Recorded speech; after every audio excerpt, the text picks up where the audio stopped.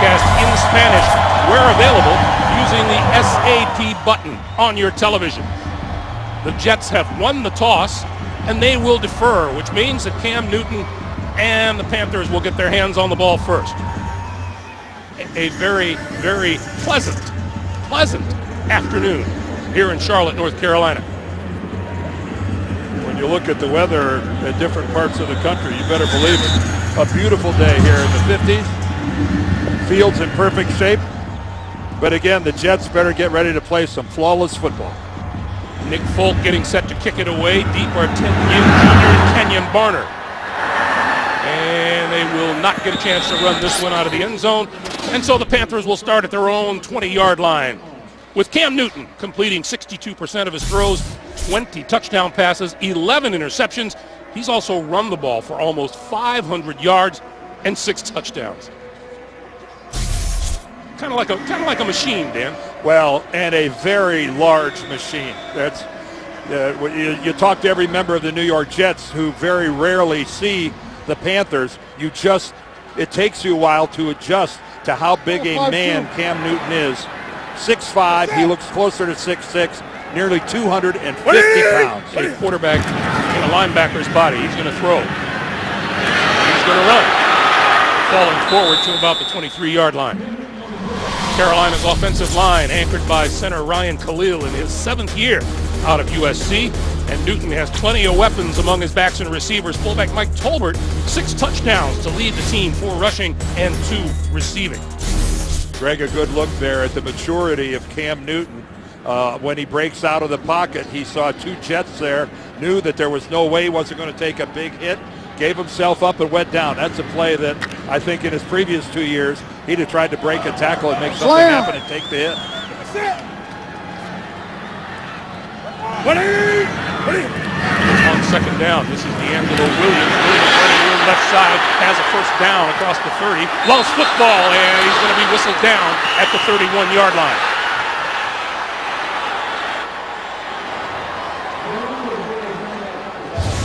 The official was very definitive in ruling Williams down by contact. Good move there getting away, and he's down on the ground. And it looked to me like the knee goes down. The knee is down. He's still got the football. Hey, track double. So it's a first down for Carolina at their own 31. And this is Williams again, and Williams tries the right side for about 4. The Jets' run defense second only to that of the Panthers in the NFL. Muhammad Wilkerson with 10 sacks and an interception. The veteran linebacker Calvin Pace in his 11th year from Wake Forest, 8 quarterback sacks. And in the secondary, Antonio Cromartie with concussion symptoms in the game against Oakland last week, cleared to play today. And just cleared earlier this morning as he was in the NFL's concussion protocol, which meant an outside physician had to clear him to play. He passed muster this morning, and he'll be on Steve Smith all day. This is Williams, and Williams straight ahead to about the 38-yard line.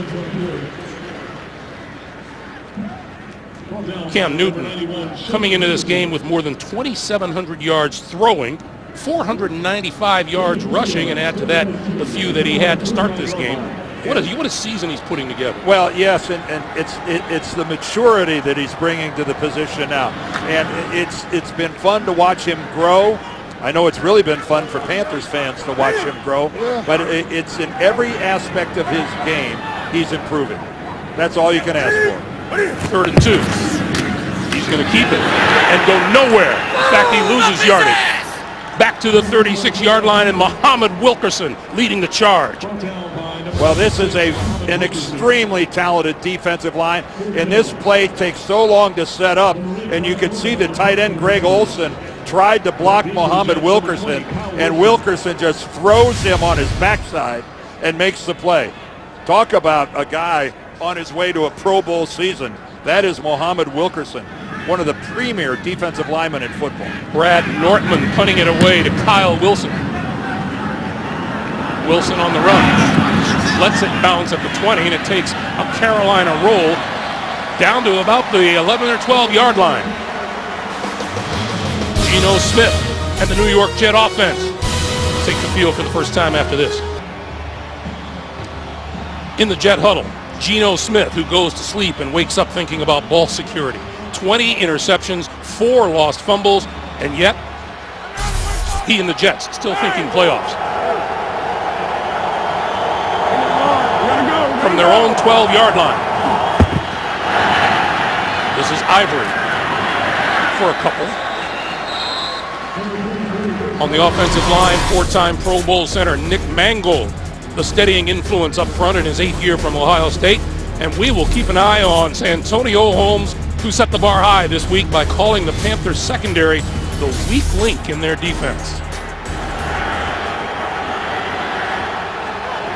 At some point, Dan, you have to answer for a comment like that.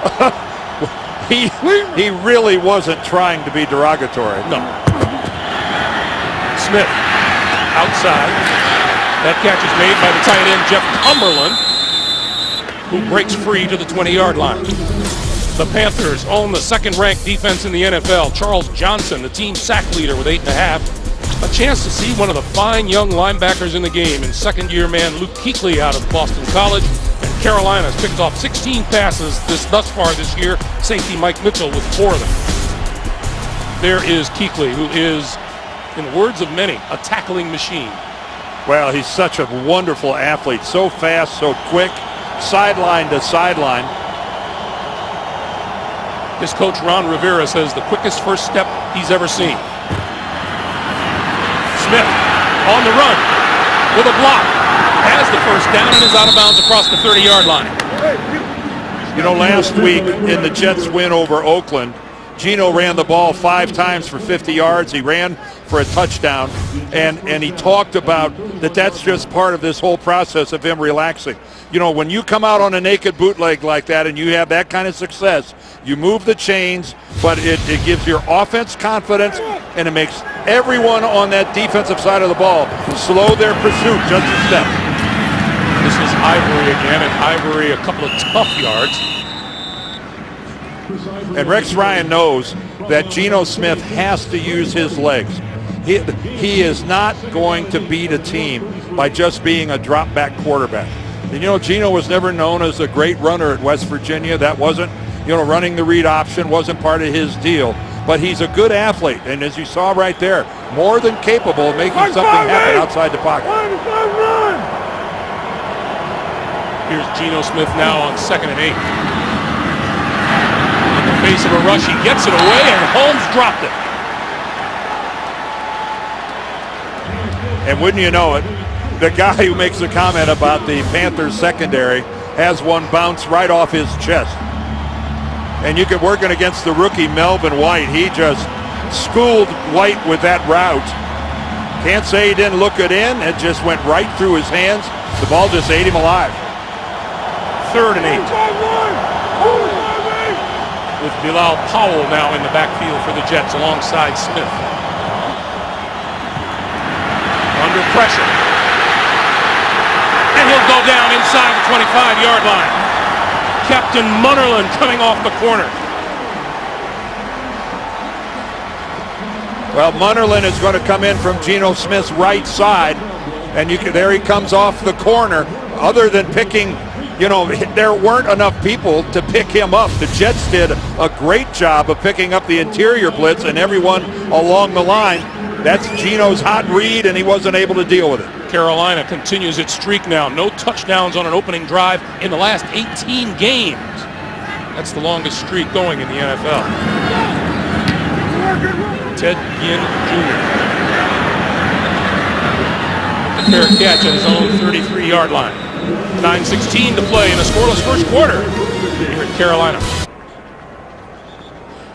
Welcome back to Charlotte. Here's Ron Rivera in his 3rd season as head coach of these Carolina Panthers, who once played for Buddy Ryan, the father of the head coach of the New York Jets. Ron, a member of the great Bears teams in the middle 80s.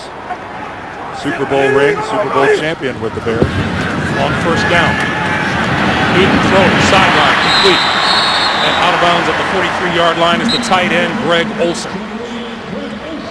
And that's Greg Olsen's 59th catch of the year. He has become a real target for Cam Newton, and that's a good look at why. That soft, supple hands, the ball comes right in there, not even a jiggle once he gets it between both his hands. And again, Greg Olsen is actually the biggest downfield threat for the Panthers. It's not Steve Smith, it's actually Greg Olsen. First down now at the 43-yard line. Gives to Tolbert. And Tolbert to about the 45-yard line. You know, it was interesting talking to Ron Rivera and to Rex Ryan about how far back their history goes. Oh, absolutely. And it does. It goes all the way back to the 80s. And Ron Rivera, the way that Buddy Ryan taught him, just didn't teach him, to play linebacker, taught him every aspect of defense. And the opportunity that he got to pick Buddy's brain. And, I think, reality of it is that Ron Rivera is just one of those guys that was destined to coach. It was in his blood. 6 of the first 7 offensive plays have been on the ground. Newton throwing here, going deep. Got his man inside the 25, inside the 20. Brandon LaFell, the 4th-year receiver out of LSU. And you got to be a man to run downfield like that, because you know that there's a safety waiting for you. In this case, it's Dwan Landry. But LaFell does not take his eye off that football. He looks it in. He knows what's coming. Landry comes in with a shoulder. That's a good, clean, legal hit. But Brandon LaFell holds on to the football. Kudos to you. 36-yard pickup to the 19 of the Jets. How about that throw? On a line. This is D'Angelo Williams, and Williams slips off the left side, close to the 15. That throw by Cam Newton, everybody wants to focus on how big Newton is and how he can run when he gets out in the open field, but he has a tremendous throwing arm, and he's got touch, and he's got accuracy. This is a big-time throw. Look how tight that spiral is. It is in perfect position to a player going right down the middle of the field. That's a throw that Peyton Manning and Tom Brady would have been proud to throw. On 2nd and 6. They'll give it to him, coming around, and that's LaFell. And LaFell dips inside the 10, close to the 8-yard line before Muhammad Wilkerson makes the stop.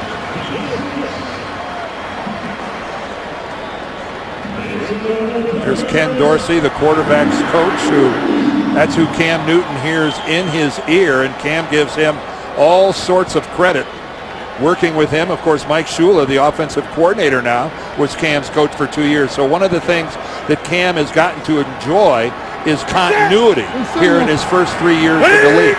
First and goal from the 9. This is Williams trying the left side. And did not even get back to the line of scrimmage. Well, one thing the Jets can do, and you talked about it earlier, Greg, they can defend the run. These are the 2 toughest teams in the NFL to try to run the pigskin down the field. And it's because of the quality of their front 7. These are 2 of the best front 7s in football. This Jet defense comes in giving up less than 83 yards a game rushing. The Panthers give up less than 80 a game. Well, the difference is the Panthers defense hasn't been put in many of the compromising positions the Jets have. On 2nd and goal, Newton, a little flip over the middle, and he overthrew his intended receiver, Williams, coming out of the backfield. Oh, he had the screen set up, and Cam just tries to flip it. He tries to just flip it over the top of the Jet defender. I think D. Milner came in on a blitz. Ooh, that's got to be frustrating. And we have an injured Jet down on one. That's Muhammad Wilkerson. We'll be back. Hey, this week, don't miss the show that's in a league by itself with guys that take on all 32 teams and each other every week. James Brown, Phil Simms, Chris Collinsworth with the artistry of NFL films and the chemistry of the boys inside the NFL. The show the pros watch Wednesday at 9 only on Showtime. Muhammad Wilkerson was able to walk off the field under his own power. Leger Douzable in his 6th season out of Central Florida, replacing him for this play. Good sign for Wilkerson. He's still got his chin strap buckled up. 3rd and goal. Right number 7.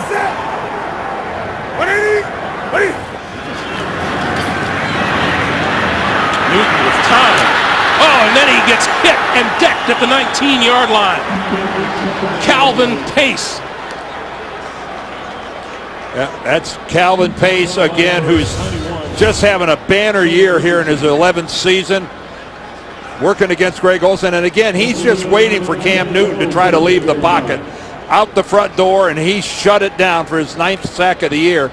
Boy, and Ron Rivera was lamenting the fact that in their loss to New Orleans last week, their first 2 trips down the field, they had to settle for field goals both times. And here they go again. Graham Gano from 35 yards out, and that is good. They settle for 3 here. 4:39 to play in the first. It's a 3-0 Carolina lead. Back in Charlotte, 3-0 Carolina, and Kyle Wilson awaits the kick. Upcoming from the Panthers as we come up on 4.5 minutes to play here in the first quarter. Boy, with all the attention given to Rex Ryan and his job status, he sure is an upbeat guy this time of year, isn't he? He doesn't know any other way. I think it's refreshing. Wilson not going to run this one out of the end zone, so the Jets will start from their own 20-yard line as we check out the updated NFC playoff situation. Philadelphia a winner, or loser. Chicago a winner. San Francisco won, but they need an Arizona loss in order to clinch a playoff spot. Meanwhile, Carolina, with a win here over the Jets today, can jump the 49ers into that first wild card slot.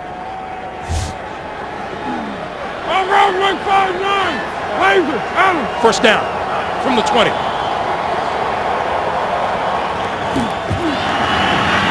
Smith on the move, being chased, got rid of it, incomplete. Greg Hardy was on the Jet quarterback. He barely got rid of it. Well, the Panthers bring such pressure off the edge. Here's Hardy down here at the bottom. Charles Johnson's on the other side. But these two guys can be dominant. And you can see he got around to Brickashaw Ferguson. Ferguson did a pretty good job of holding him out. Gino was on the move. I thought his knee might have been down before he got rid of the ball. It was really close. 2nd and 10.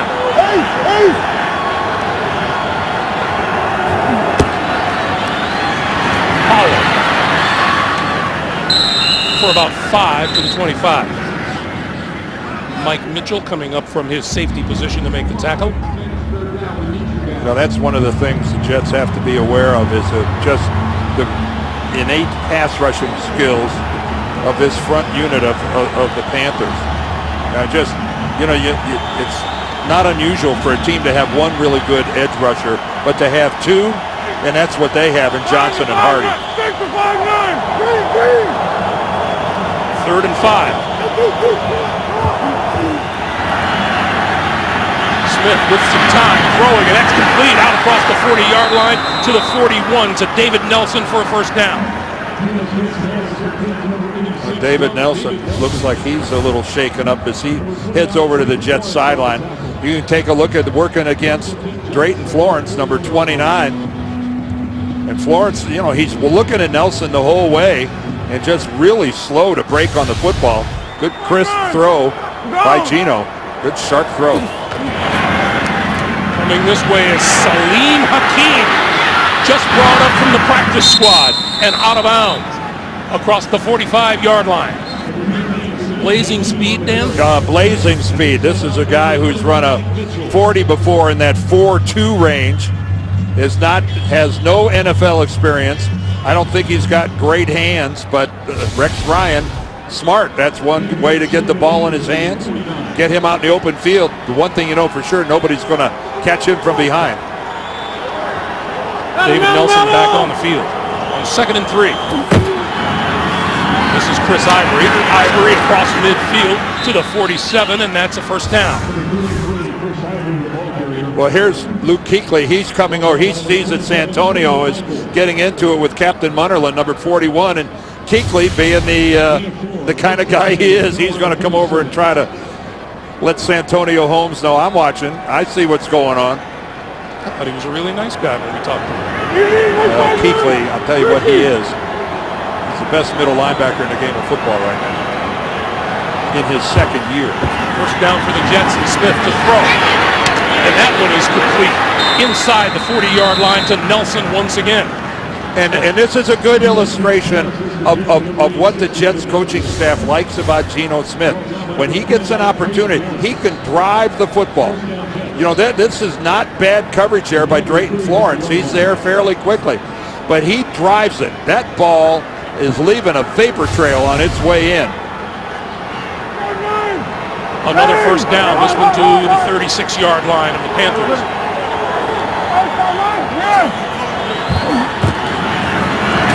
Give it to Powell. Powell for a couple. And Kuechly making the stop on that one. You know, David Nelson giving this receiving corps a much-needed lift since Stephen Hill went on IR. Well, it's a receiving corps that doesn't have a lot of playmakers. The good news for the Jets is that they got Jeremy Curley back after he missed 3 games with that dislocated elbow. He is the security blanket for Geno Smith. Second and 8. Smith under pressure and goes down hard, courtesy of Greg Hardy.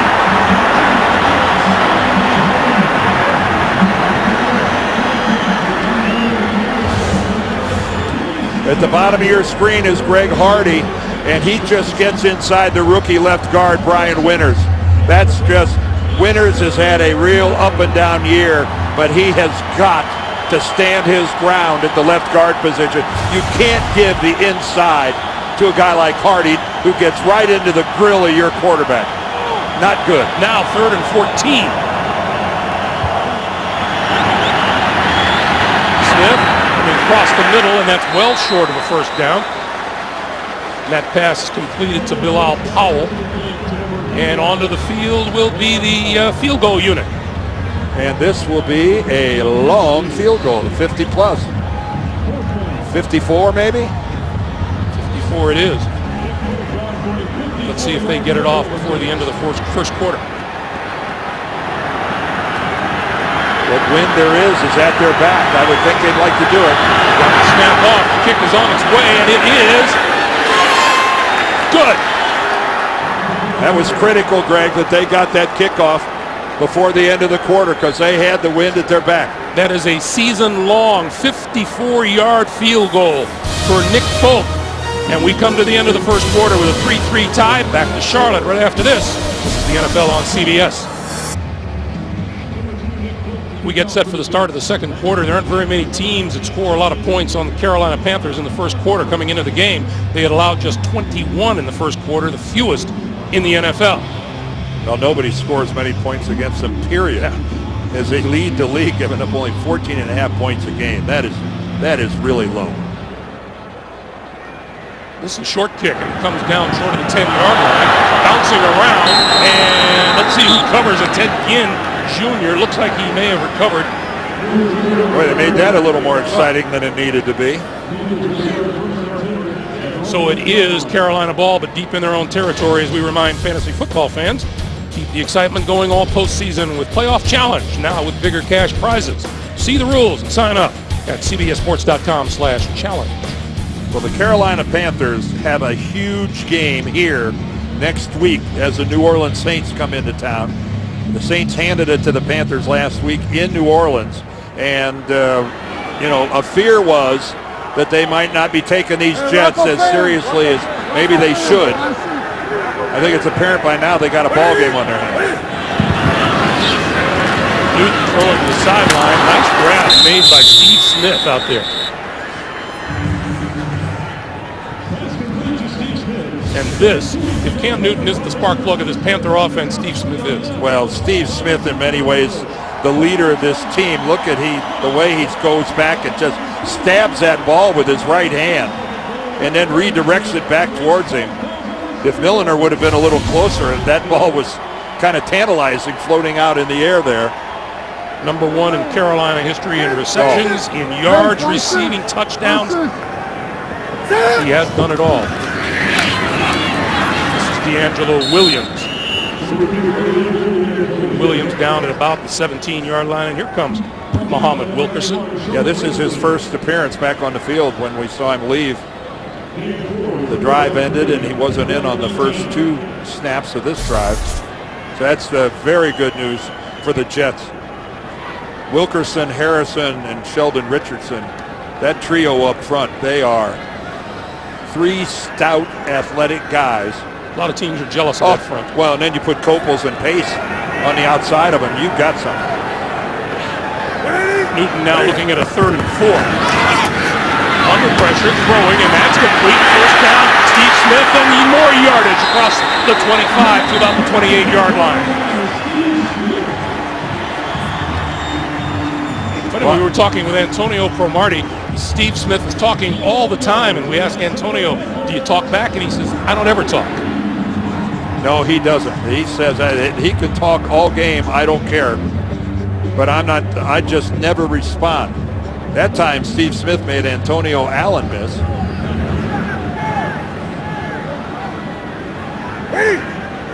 Steve Smith just passed Charlie Joyner.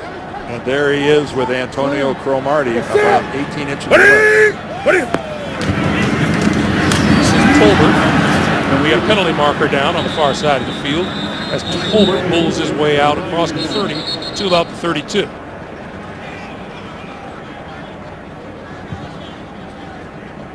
Terry McCauley, the referee today.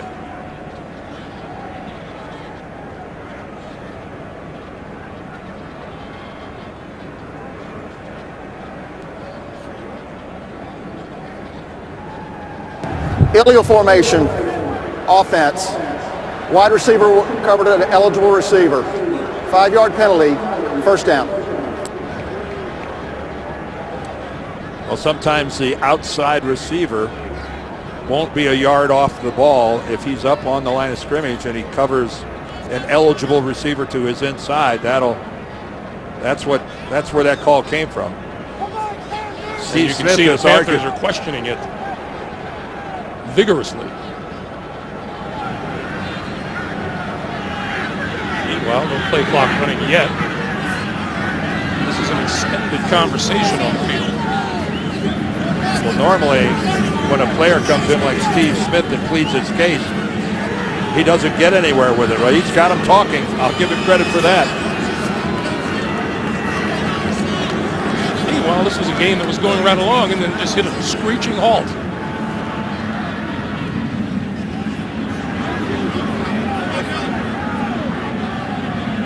There's no foul in the play. It was an ineligible receiver that was covered. It'll be second down. Well, Steve Smith, a future trial lawyer, he pled his case and won. It doesn't happen very often. He said, hey, wait a minute, the guy I was covering was ineligible, so I'm perfectly legal being out there. Now here comes another conference.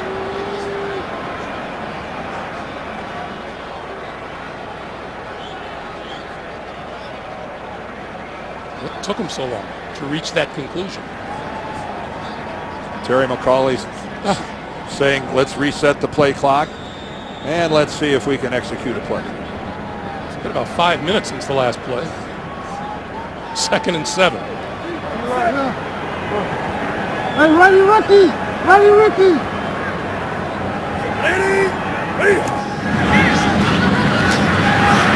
Newton standing in. Oh, what a pass. And that penalty marker is thrown. That's complete to Brandon LaFell out to about the 45. Kyle Wilson in coverage for the Jets. And again, when you talk to the Jets. Defense number 31. Penalties decline. First down. The penalties on Cromartie for holding. But that, when you talk to the Jets and they talk about Cam Newton's ability to throw from the far hash all the way back across the field. Well, there's Cromartie, and man, he's got a death grip on Steve Smith. Newton gets bumped at the very end of that, but to be on the, and I don't know if somebody stepped on his foot, that's an owie, but to be on the far hash and throw it to the near sideline, that requires a little arm strength. Straight back, wide open, complete. Inside the 30 and out of bounds is Greg Olsen.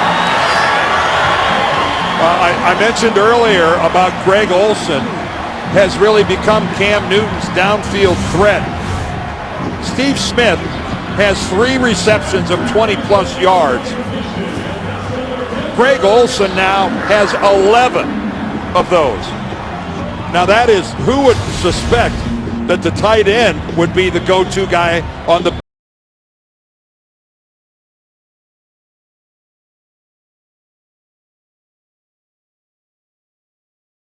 blanket for Cam Newton. Oh, first down.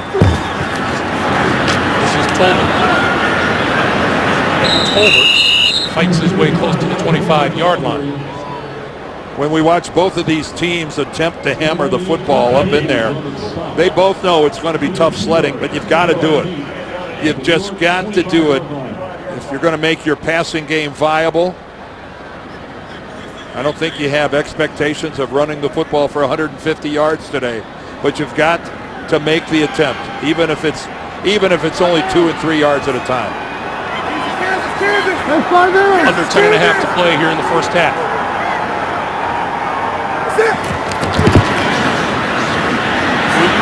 Puts it to the near side. Williams, 20, 15, and cut down at about the 13-yard line. Number 27, Dean Milner, the rookie from Alabama. Well, he's only got one blocker out in front of him. Travell Wharton, his left guard. Number 70, here he comes. And watch this block. He just crushes Demario Davis, excuse me. And again, Wharton, what a block on Davis. And he just puts him on his back. And the Jets were overloaded to the other side. Excellent call coming back. This is a drive of 5 minutes, 15 seconds and counting. That pass to about the 6 to Steve Smith. Well, how good a catch was that by Smith? To say that ball was a little hot. This was not a touch pass. That thing was rocketed in from Cam Newton. And look how, yeah, Cam's going, thank you, Steve. I made that a little harder on you than maybe it needed to be. That thing was smoking. Gives the Panthers a 2nd and 4 at the 7-yard line.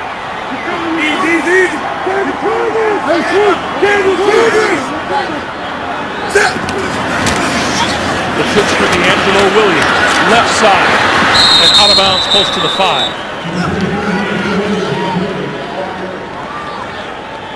That'll be about 2 yards short of a first down, maybe 3 yards short, depending on where they spot it. Carolina is an outstanding red zone team. You can see they ranked 4th with 25 touchdowns in 40 trips. This being their 41st trip into the red zone now at 62.5%. Those are numbers that are the envy of most teams in the NFL. 3rd and 3. And we get a whistle. Jets are going to And take the a first timeout. Charge timeout. So the Jets take a timeout. We'll take a break with 8:22 to play. And the Panthers knocking on the door. Watch Antonio Cromartie, number 31. He realizes nobody has come over to get on top of Ted Ginn, who was in the slot. Cromartie was going outside for Steve Smith. He realized that nobody was in the slot. Good, smart play by Cromartie. Although Rex Ryan was upset, that appears to have been a good call by Cromartie. Newton going to run for the first down now, up the middle to about the 2, and he'll be 1st and goal. And that's where sometimes there's just no substitute for being big and strong. You have no fear. You see off the corner blitz, it's one layer deep in the middle.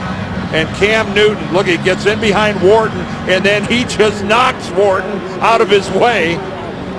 Now that's when you're a big, strong quarterback, when you can turn your 310-pound guard into a projectile and send him forward. 1st and goal. Tolbert in the backfield. Newton's going to stop and throw it incomplete. Greg Olsen drifted into the end zone but was covered. Well covered. The Panthers have run this play before, and it's taking advantage of Cam Newton's tremendous height and the ability to make that fake and then see over what's going on up front, but the Jets were all over that. Yeah. This drive approaching 7.5 minutes. You're gonna sit. Tolman bounced back at the 3. So the Jet defense stands tall. See if Muhammad Wilkerson had a say in this. Well, just take a look at that. Jordan Gross, Wharton, the left guard. There is nothing in there. Again, he runs right into the back of Ben Hartsock, the backup tight end, and just credit the guys in white. They stood their ground. They won that battle in the trench. 3rd and goal. Might be trying an edge on this one. Newton throwing and incomplete. Well, let's see what Ron Rivera does here. He's been known to go for things on 4th down, but it looks like he's sending the field goal unit on. And as much as he hates to do this, I think he might be sensing that, given that he's playing the Jets and not a team like Carolina that's real explosive offensively, but this is frustrating. This is exactly what they did last week against New Orleans in a losing effort. Their first 2 scores were 3-pointers. 22 yards out. So Carolina, 2 trips to the red zone, settled for 2 field goals. 6:46 to play in the first half. 6-3 Panthers. We have 6:46 to play here in the second quarter, and the Jets are about to get their hands on the football for the first time in this quarter. 15 plays, 85 yards. Coaches love everything about those numbers except for the fact that it was a field goal instead of a touchdown at the end of the drive.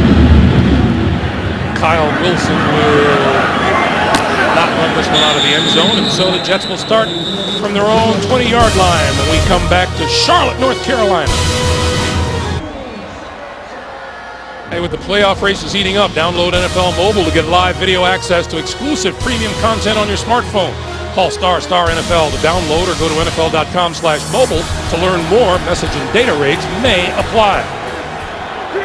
Geno Smith and the Jets from their own 20-yard line. They'll start with Chris Ivory, left side for a couple, to about the 3-yard line where Captain Munnerlyn makes the stop.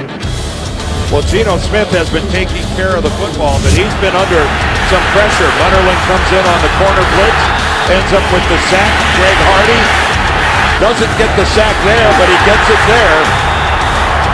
But the important thing, no turnovers for the New York Jets.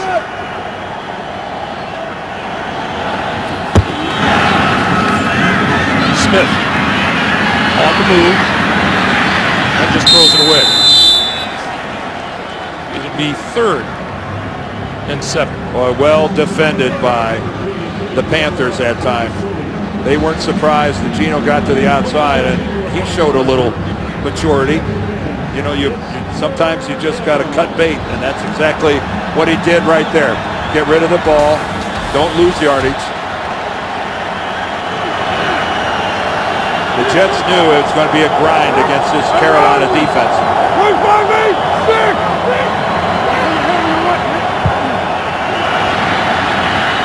Smith with time this time. Lots of time. And over the middle, and he's got his man across the 40-yard line. David Nelson having himself a good day so far. That's a first down for the Jets. Well, this time the Panthers are dropping back into a zone, and Nelson just sits down, and he's really wide open. He is, that was not very well contested at all by Carolina. Geno Smith had all the time in the world, a good pocket, nice job of blocking by his front wall. He was able to step into that and take his time. Nelson now with 3 catches for 44 yards. Off the left side, Chris Ivory to the 30 and out of bounds at the Carolina 25, knocked out by Mike Mitchell.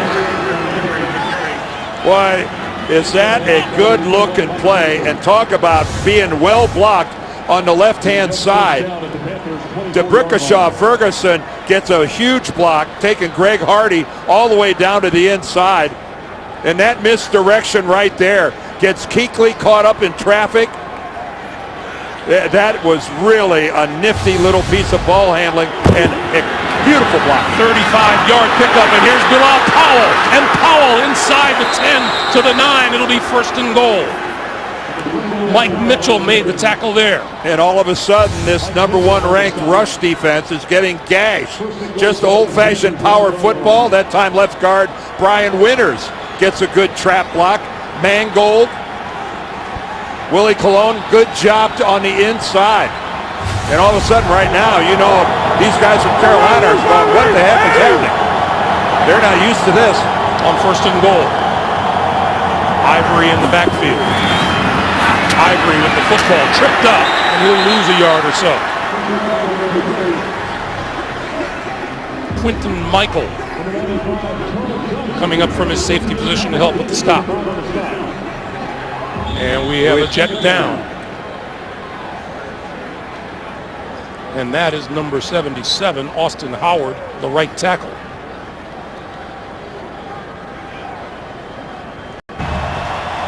Austin Howard was able to walk off the field by himself, being looked at. Vladimir Dukas, number 62, has replaced him at right tackle as the Jets now from their own 10-yard line on second and goal. The Panthers have only allowed 16 touchdowns this season. That's the best in the NFL. Terrific in the red zone. Smith to throw. This side of the field, incomplete. Santonio Holmes covered by Drayton Florence. Santonio Holmes is beefing to the side judge that he didn't get the call here.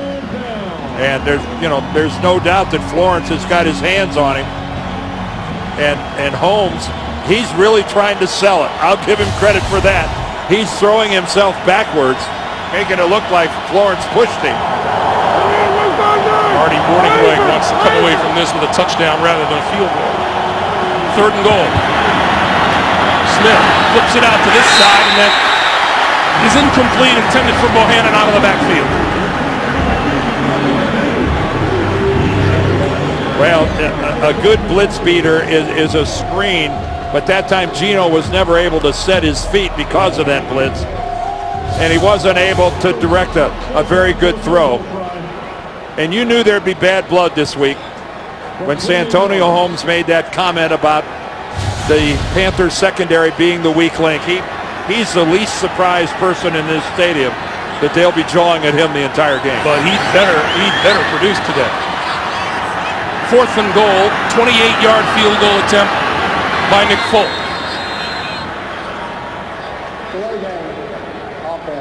5-yard penalty. And delay a game will back them up 5 yards. Rex Ryan is not happy about pre-snap penalties against his team, but in this situation, that's no big deal. That's really not a big deal. Backs him up 5 yards, but this is still what should be a chip shot field goal. That's the 48th pre-snap penalty for the Jets. They lead the league in that category. Folk's kick is good. And so just under 3:50 to play. We're tied at 6. Geno Smith was looking for more than that. Back to Carolina in just a moment. Welcome back to Charlotte, where the Jets get set to kick it away. Big Folk will do the honors. Ted Ginn and Kenyon Barner deep in the Carolina end zone. Ted Ginn has been a wonderful signing for the Panthers.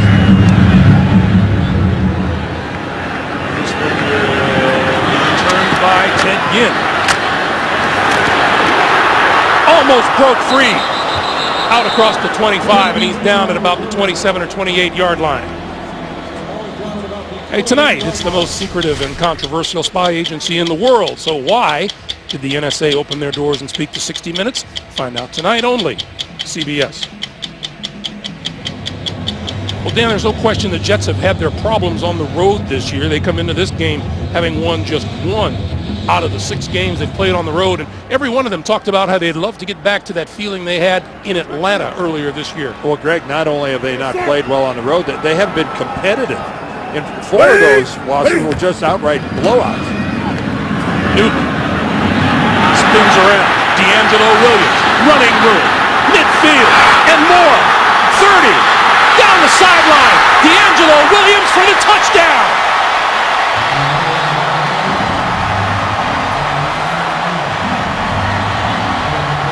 The old man still has some speed.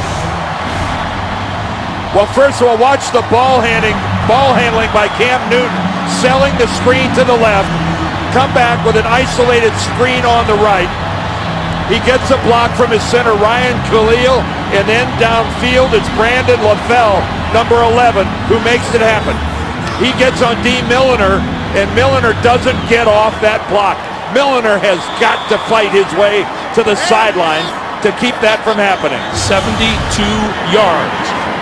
Great job of selling the screen to the left by Cam Newton before he comes back to the right. The extra point is good. Not much time off the clock at all on that drive, was there?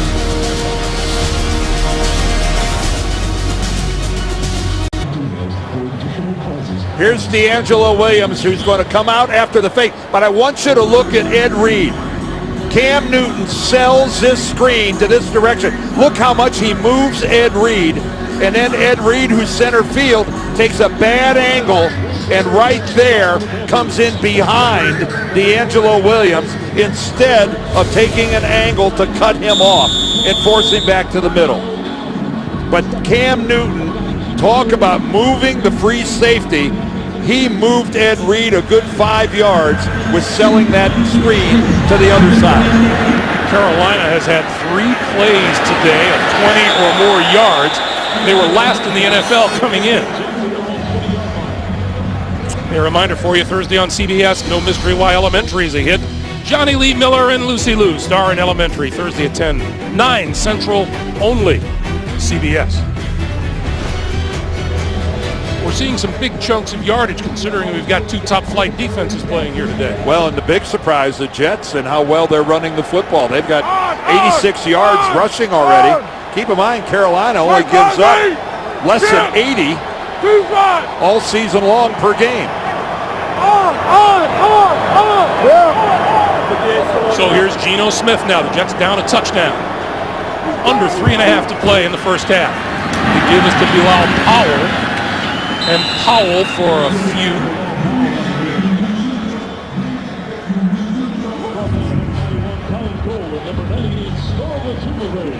Fewest in the NFL of 30 or more yards. And he's got a pair of them in the first half of this game. They know that's got to make him happy. Right now, Geno Smith just can't try to do too much.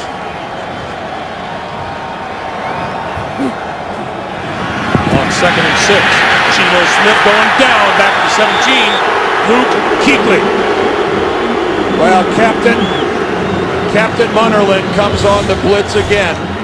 Up top, you see Munnerlyn come in, number 40. Now, he's initially picked up by Bilal Powell, but it forces Geno Smith up into the middle, and that's where Kuechly, coming on the green dog, a little delayed blitz, is there to clean it up. Bilal Powell did his job picking up Munnerlyn, but it messed up the play for Geno. 3rd and 13. Smith over the middle. That's complete to Powell. And Powell not going to get much past the 20-yard line before you-know-who makes the stop. Luke Kuechly grew up in Cincinnati, a Bengals fan. They love him here in Carolina. Timeout, Carolina. And Carolina takes a timeout to save some clock. Timeout. Well, why wouldn't you love Luke Kuechly? This guy can run. His instincts are off the chart. And just take a look at that. Look at that tackle. You know, that's why you call a guy a tackling machine. Look at him form up, drive through, wrap up, everything that's textbook about how to tackle somebody demonstrated there by Luke Kuechly. And by the way, he went to Boston College. I said, did Ohio State offer you? And he said, nope. They didn't need me. They thought they were just fine without me. You were dying to get that line in, weren't you? Well, Michigan didn't offer him either, so it's... Ted Ginn Jr. is deep. Fair catch called for. And a sliding catch made at about the 44-yard line of the Carolina Panthers. Well, as we come up on the 2-minute warning, let's check in with what Cam Newton's been doing today. That was a beautiful strike downfield to Brandon LaFell, and then Greg Olsen, his go-to guy, and then this touchdown throw and run by D'Angelo Williams. Man, D'Angelo's been doing it for a while, and he just outruns everybody from the Jets. And of course, that long play to D'Angelo Williams, that'll inflate your yardage, but 9 out of 12, that's a good day's work. That doesn't hurt the numbers. No, that's a nice little percentage for you. I think 75% is good. D'Angelo Williams in the backfield with Newton. We're 8 seconds shy of the 2-minute warning. Same style play that scored the touchdown. That one to D'Angelo Williams, and that one cut down as we reach the 2-minute warning. That is the 2-minute warning. 2 minutes to play here in Carolina. It's the Panthers 13-6. A reminder, the Verizon Halftime Report coming your way in 2 minutes of playing time. JB, Dan, Shannon, Boomer, and the coach. Scores, highlights, playoff update coming up on the Verizon Halftime Report. Each team with 2 timeouts remaining. Newton from his own 46. And that's caught. What a pass and what a catch by Greg Olsen. To the 30. This chemistry between Olsen and Cam Newton, and that's what's known as throwing your receiver open, because Kyle Wilson has pretty good coverage to the inside by going back shoulder. Newton threw him open. Newton under pressure, and he goes down at the 36-yard line, and Quentin Poples led that charge. Poples, the second-year linebacker out of North Carolina. Well, another one of the #1 draft picks for the Jets that gets it done. Clock continues to move, 70 seconds to play. Well, the Panthers with 2 timeouts remaining, electing to save them, hoping they can cover a little ground here. Here's a screen for Tolbert, and Tolbert going to run outside, out of bounds, just inside the 30-yard line. And that'll stop the clock with 1 minute exactly. You know, one of the things that the Jets have been worried about is they love to play man coverage, and Rex Ryan knows that one of the big problems when you play man coverage is if the quarterback leaves the pocket, your defenders don't realize it because they've got their back turned and they're running with receivers downfield, and he's just really worried about what's going to happen if Cam Newton finds himself out in space and they're in man coverage. Tremendous first half, yardage-wise in the passing game for the Carolina Panthers. Thanks to D'Angelo Williams. Newton gonna run with it and tracked down from behind, short of the first down by Sheldon Richardson. Boy, Sheldon Richardson, what a play by a defensive end. Their #1 draft pick this year. Look, he's got Newton by just one hand on the back of his jersey. He's got 2 fingers on Cam Newton and has the athletic ability to drag him down. That's why you get drafted in the first round. And there is no field goal unit on the field for Ron Rivera. Well, they're going to use one of their timeouts and talk about it. And they'll use it right now. Yeah. Stop the clock with 13 seconds to play in the first half. We'll be back. Well, Ron Rivera has sent his field goal unit on the field, but meanwhile, Cam Newton looks to be in a little distress after this. Yeah, let's watch how does Richardson land on his. Well, I didn't see anything. It didn't look like he got, but he's in pain when he gets over to the sideline.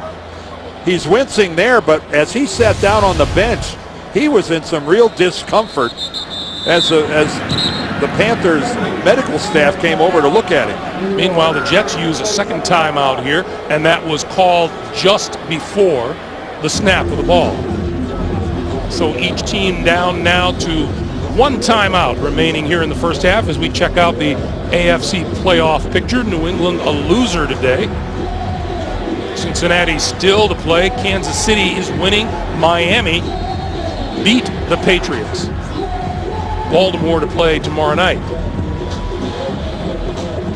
And Cincinnati, they play Pittsburgh later, and keep in mind that Cincinnati owns the tiebreaker with New England. So if the Bengals are to win, they vault into the number 2 seed. So here is Gano from 40 yards out. And that one is right down the pipe. Carolina's lead is 10 at 16-6 with 8 seconds on the clock. Well, Cam Newton's going to get all of halftime, but I'm telling you, he's not happy. Something is really sore. Again, Sheldon Richardson drags him down from behind. Oh, right there, his right foot. It looked like his right foot somehow got caught and twisted at an angle.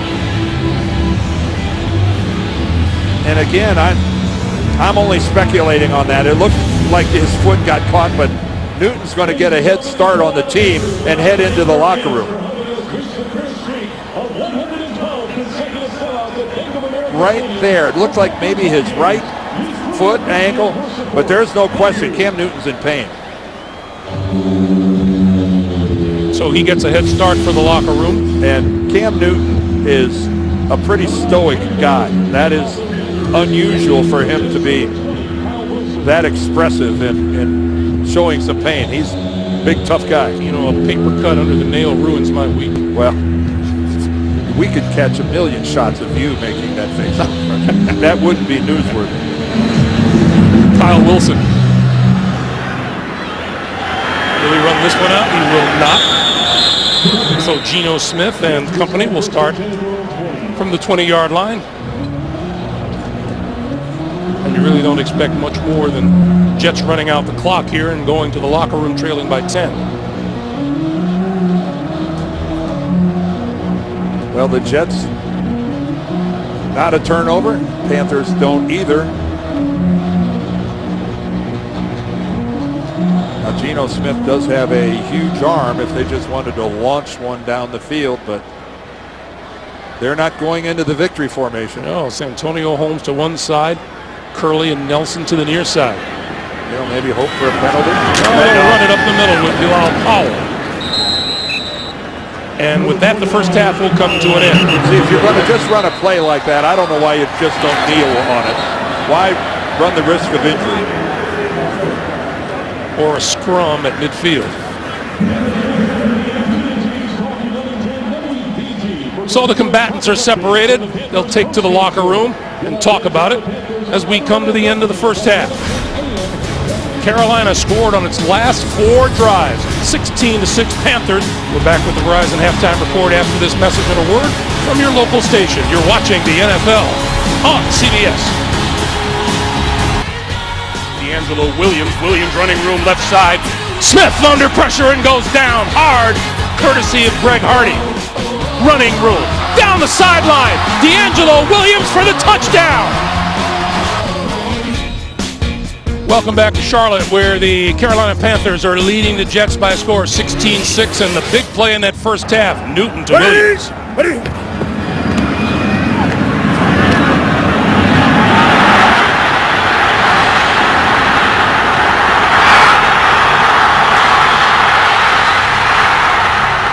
And football like you've never heard it, presented by Sonos, and the New York Jets are going to get their hands on the football first here in the second half. That is Kyle Wilson. They haven't had much chance to return a kickoff yet today. Graham Gano's been doing a good job of starting the Jets at their own 20-yard line.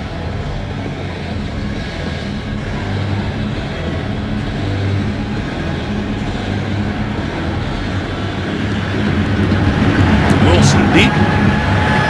And this one sails way through the end zone. He'll start at the 20-yard line as we welcome you back, everyone. Greg Gumbel along with Dan Deerdorf. The question is, how bad is Cam Newton's injury? This coming on the heels of his best first half of his career, 224 yards passing. And he was on his way to a big play, and he got dragged down from behind by Sheldon Richardson. And he's been evaluated by the medical staff at halftime. We have not yet received a word from the Panthers, but there he is warming up. That's a live shot of Cam over on the sideline, looking like a guy getting ready to come in when the Panthers get the ball. Meanwhile, Geno Smith comes out throwing. No, he doesn't. He gets ripped by Captain Munnerlyn. Well, that is at least the third time, and there may have been four, where Captain Munnerlyn has come on a corner blitz off the edge, and that time comes from the backside. Gino senses it, fortunately, about a half a second before he gets there, so he's not completely surprised by it. But even then, you saw the ball come temporarily just a little bit loose. Fourth time today that Geno Smith has been sacked. 2nd and 18. Sean McDermott, the defensive coordinator, is calling a great game. Chris Ivory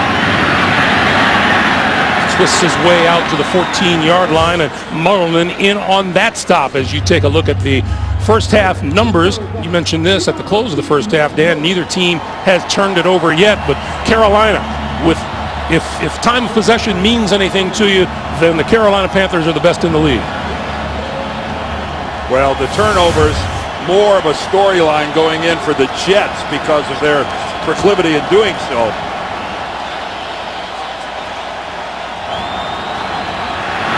That pass over the middle, incomplete, through the hands of Jeremy Curley.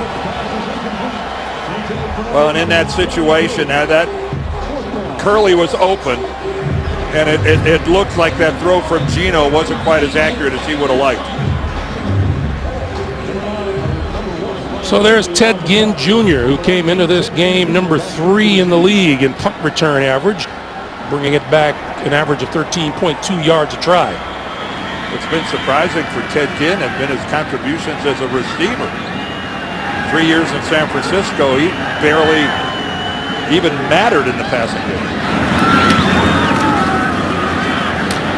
Ginn going to get a chance to run this one back from his own 31-yard line. Midfield. 45 and down. We have a penalty marker down on the far side of the field. It's right at the 40-yard line, right in front of the Jets bench.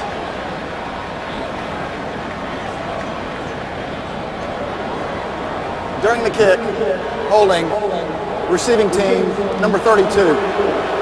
10-yard penalty, first down. Correction, number 22. Yeah, 22 is Josh Thomas, third-year defensive back out of Buffalo. And there is Cam Newton. A pretty impressive first half for Cam Newton, only 3 incompletions. The foul occurred during the kick. The penalty is forced from the end of the kick. Well, that is really a costly penalty for the Carolina Panthers, who would have started well on the other side of the 50-yard line and now find themselves back at their own 20. So here's Cam Newton, and we'll see just how mobile Newton can be here in the second half. Carolina has scored on each of its last 4 possessions, 3 field goals and a touchdown. Newton throwing far side of the field. That is complete. And moving for the first down is Brandon LaFell. Well, that's just pitch and catch material if the Jets are going to give that much range. Certainly there's no exterior taping on any of the lower extremities there of Cam Newton. I don't know that they didn't take the socks off and do something underneath. They certainly had time to do so at halftime. If the Jets are going to sit back and give that much of a cushion, he'll take advantage of that. This is D'Angelo Williams, and Williams for about 5 to the 35, where David Harris makes the tackle. As just told you, the last 4 possessions by the Carolina Panthers resulted in scores. Been a lot of creative play calling in there. Again, the faking of the screen to the left, coming back to the right. That was the big play for D'Angelo Williams, and it really caught the Jets unaware. Some good downfield blocking. It's been a team effort for Carolina. LaFell in motion. This is Newton going to pitch it for Ted Ginn Jr. This side of the field and running room, and across the 45 to about the 48-yard line, where Demario Davis tracks him down. Well, again, when Cam Newton takes off with the football, he's going to take the defense with him. You know, even though it was about 5 or 6 steps before he flips it back to Ginn, that is enough to get the entire Jets defense in motion. And Ted Ginn Jr. has found a new life here in Carolina. That guy had only 33 receptions in 3 full seasons in San Francisco. He was just almost exclusively used in the return game, and that was about it. Newton with time. Wide open at the 35 to the 32 is Olsen. And if that foot off of which Newton pushes is damaged, it doesn't show. No. And again, he's got to be thrilled. That ball a little bit behind Greg Olsen, but he's able to go back and get it. And when you look at the footwork, stepping, driving, from that angle and that look, it doesn't look like there's anything wrong with Cam Newton. Might be a little sore, but it certainly doesn't seem to be a hindrance. Carolina first down at the Jet 33. This is Tolbert. And Tolbert gets yanked back to the 34 by Quentin Coples.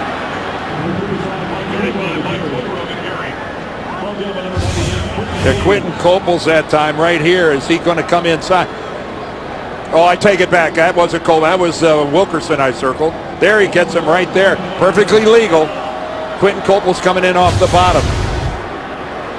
Nothing wrong with that. The crowd booed. They thought that maybe there was something illegal or face mask or whatever with that tackle attempt by Coples. By the way, Mike Tolbert at 5'9", 245. That is a low center of gravity.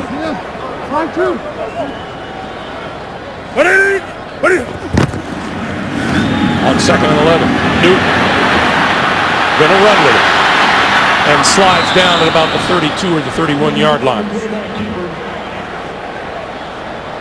Well, Cam Newton being very cautious. We saw him on the first drive of the game being cautious when he got out in the open field and, you know, choosing to do the hook slide and not take the hit. But I'm telling you right now, Cam Newton is not, he didn't look like that felt all that good either. And again, you can see that he had to break his forward momentum with both his right and his left foot. He gives the air of someone who's just not 100%. Newton throws far sideline, and that one is on the money and complete to Ted Ginn. And that's a first down. Ginn out of bounds at the Jet 22. Well, talk about tight-roping the sideline. Take a look at this. You know, another missed tackle. Darren Walls that time. And look at Ted Ginn fight the sideline. His momentum is really dragging him out. But look how well he was able to stay in bounds and move the sticks. And the Jets right here are up against it. They're already 2 scores behind. 7 straight completions thrown by Newton. This is D'Angelo Williams. And Williams breaks it to the outside and out of bounds at the 14. D. Milliner ran him out. And Mike Shula mixing up the play calling very well right now. Well, he lost one of his weapons, Jonathan Stewart, who's got an MCL injury, and he's going to be out for an undetermined amount of time. But D'Angelo Williams in his 8th year still getting it done. For the 4th time tonight, a Carolina drive goes at least 50 yards. Kenyon Barner in the backfield now with Tolbert. Newton in trouble. Escapes. Looking and throws it away.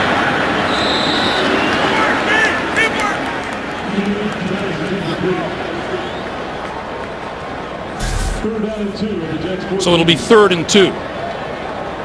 It's been look a at the 66-yard drive. Yeah, look at the balance there by Carolina. 5 rushes, 4 passes.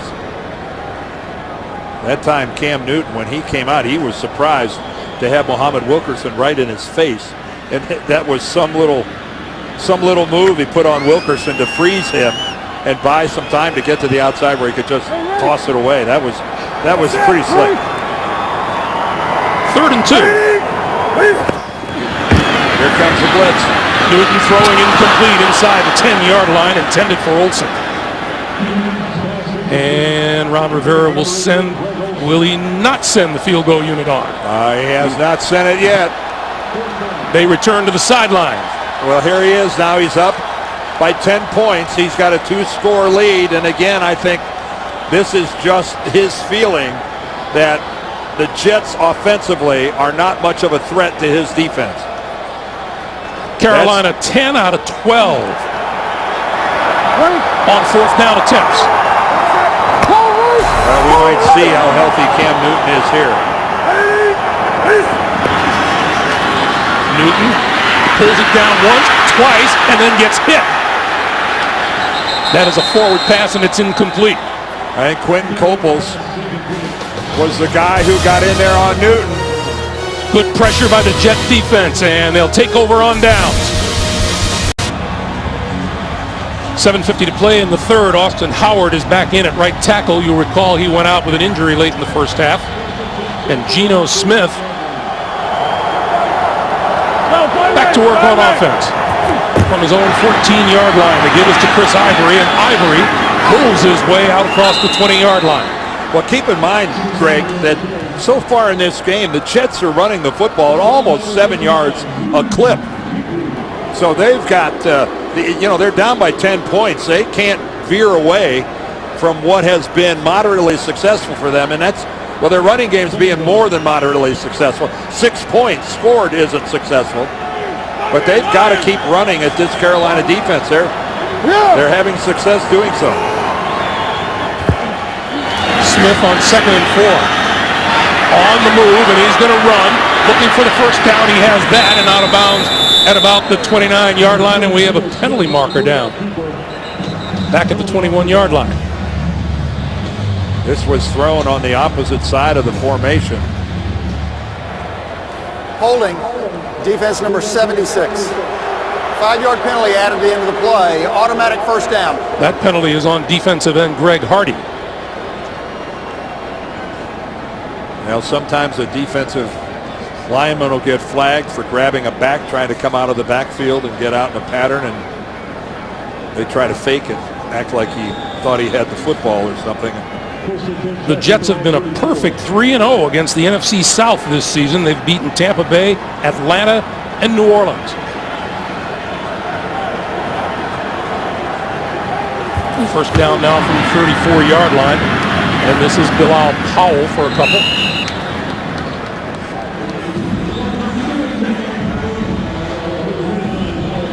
Cam over on the Carolina bench. Yeah. He saw somebody open that he didn't see, which, by the way, happens a lot to quarterbacks. You're running around for your life back there. It's impossible to see all of your guys on all parts of the field.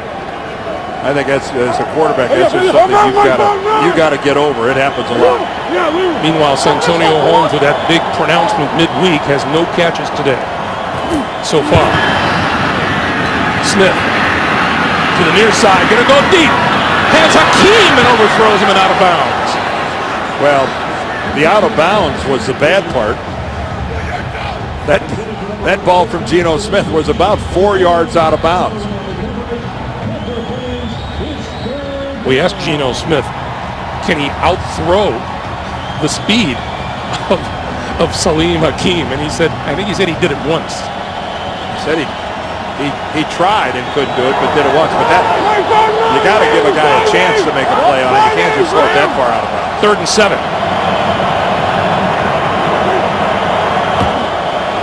Here they come after Smith. Smith on the move, throwing over the middle, wide open, complete to Cumberland. Cumberland to the 40, 35, and out of bounds at the Carolina 30-yard line.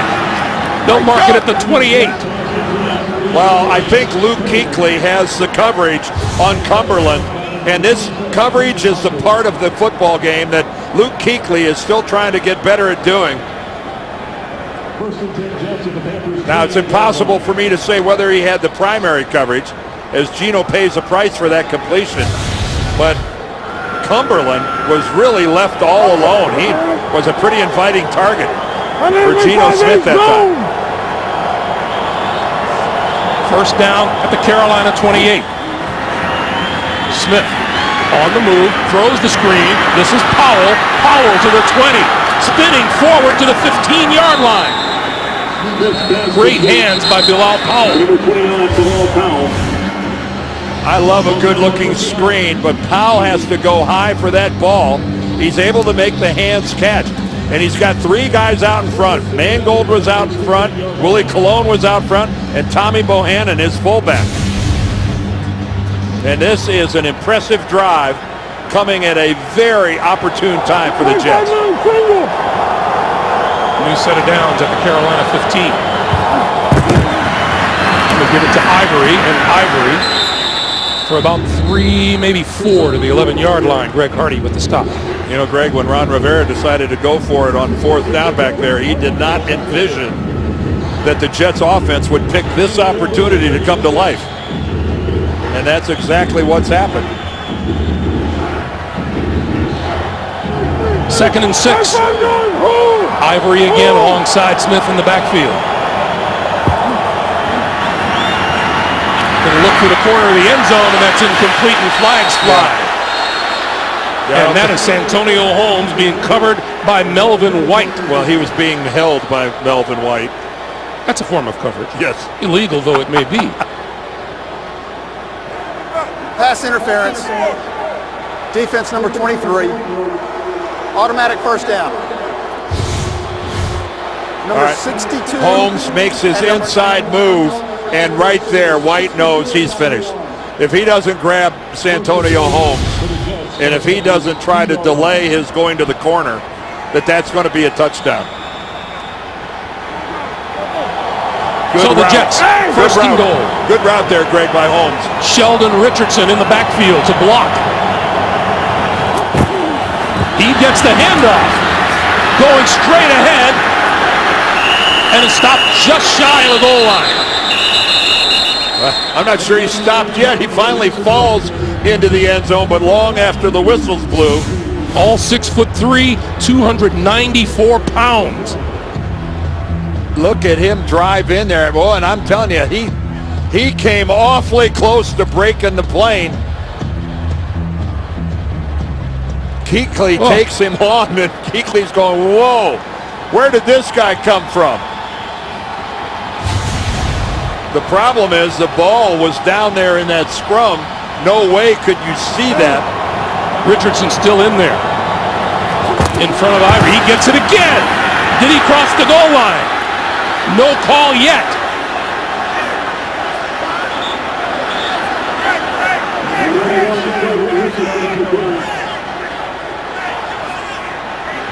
Charles Johnson comes out holding the football. Touchdown.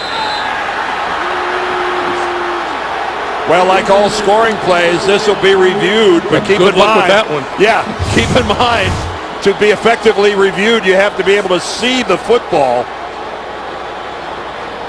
I'm not sure that that's going to be possible on a review. Although since this call has been made as a touchdown, you're going to have to see an awful lot to overturn it. Well, you would. Oh, and you can see he reaches right across. I would believe that goes as confirmation. Well, how about that? A defensive lineman gets back-to-back carries. And a touchdown. And a touchdown. He's living the dream for defensive guys. Folks, extra point is good. The Jets jump right back into this one. 3:04 to play in the third. 16-13 and on the sideline. Hey, Mr. Richardson's a hero. Back here in Carolina. 9-play drive. 86 yards in 4:46. And Sheldon Richardson scoring the touchdown. The Jets down 3.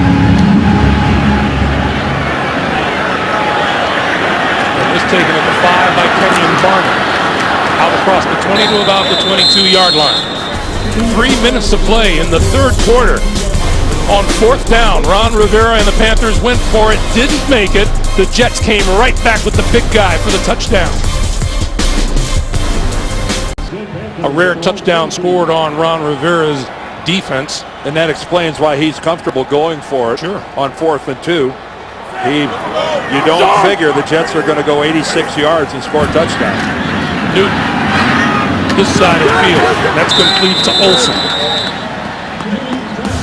Quick glance at the NFC playoff picture. Seattle is in. New Orleans losing. Big. Philadelphia a loser today. Chicago a winner. Carolina with a win here would leapfrog San Francisco. And the Dallas Cowboys are winning as we speak. The surprise in that little bundle was the fact that New Orleans is getting pummeled by the Rams, who haven't been pummeling anyone.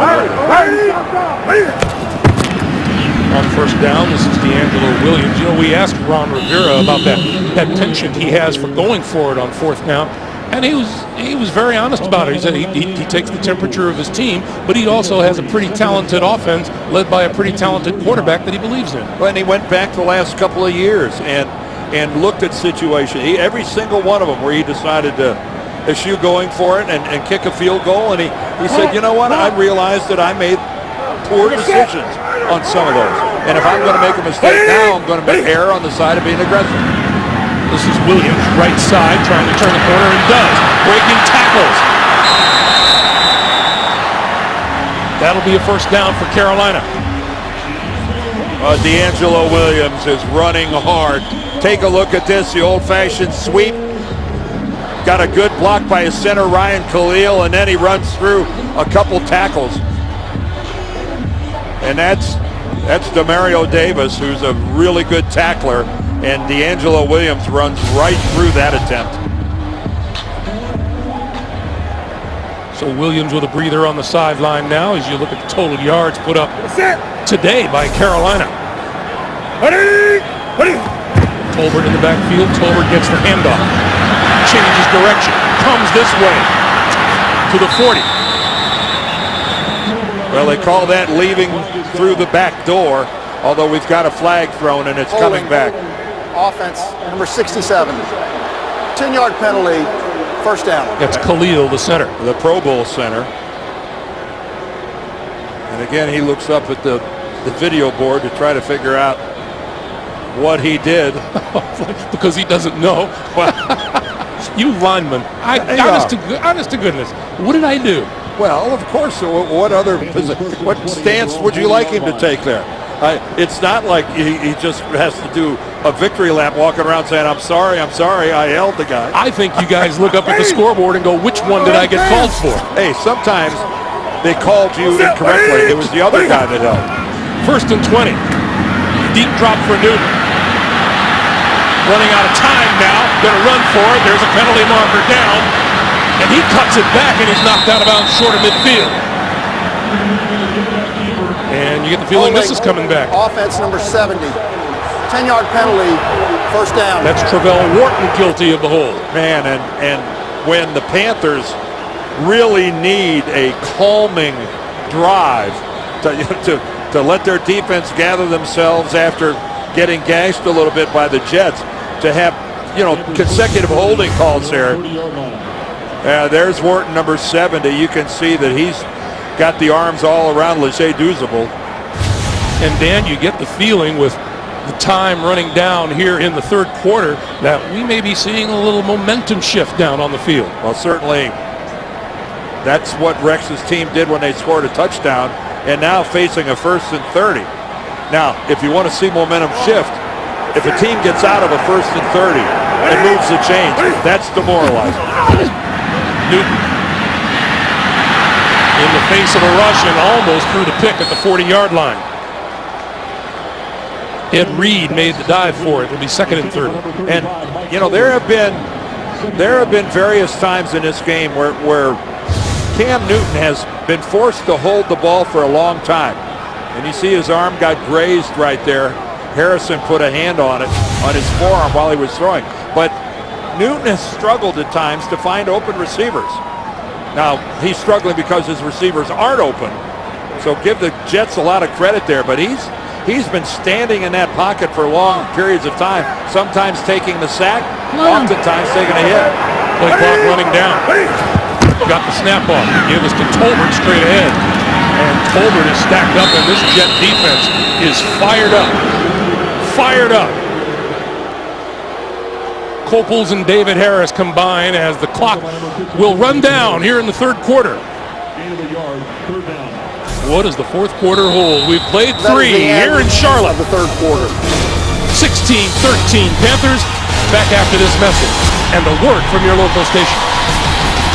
Well, look at how our two quarterbacks here stack up today so far as we welcome you back for the start of the fourth quarter. Our producer Mark Wolf, our director Bob Fishman, Greg Gumbel, Dan Deerdorf, and our terrific CBS Sports crew. Here in North Carolina, 15 minutes to play. Third and 29. Newton rolls. Time. Gonna go deep. And incomplete. Steve Smith, the intended receiver downfield. Had to stop, turn around, change directions a couple times. Yeah, he was making a valiant effort to try to adjust on this ball. Landry's there, and then again, that's good work by Dwan Landry. He didn't give Steve Smith the middle of the field. He's got every right to occupy that space. Steve Smith knew it, just wasn't able to react back to the ball. You don't spend a lot of time practicing third and 29. So here's Kyle Wilson. Caught and hit immediately at about the 29-yard line. Colin Jones making the tackle. So that's where Geno Smith and the Jet offense will get started. So you know Geno Smith and the Jets would like to put together a drive of some significance here. Well, none today. That's the critical part of that. This is Ivory. Ivory going nowhere, and we get a flag. Greg Hardy made the stop. I think Brian Winters, the left guard. Holding offense number 67. 10-yard penalty, first down. So that'll back the Jets up. All of a sudden, the holding calls are increasing, coming in bunches. Two of them against the Panthers, their last go-round, and now on the first play of the Jets drive, they return the favor. First and 20 from their own 19.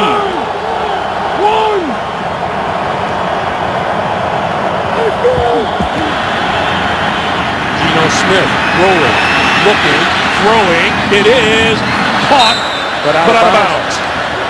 And impossible to catch that inbounds. Let's get an update from the NFL Today in New York. JB and the coach.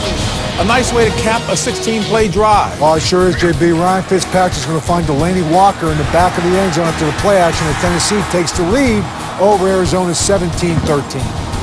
All right, let's take it back to our guys. That will be Greg Gumbel, Dan Deerdorf.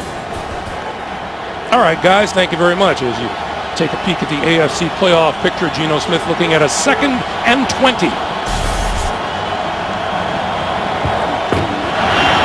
Ivory breaking tackles across the 25 and out to about the 27-yard line. And that is the way Chris Ivory has run the ball ever since he came to the Jets in that trade with New Orleans earlier this year.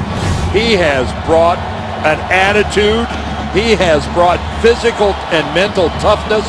He just runs right over Mike Mitchell and keeps right on going. And then he takes on Kuechly. But Ivory has been doing that all year long. What an attitude. 3rd and 12.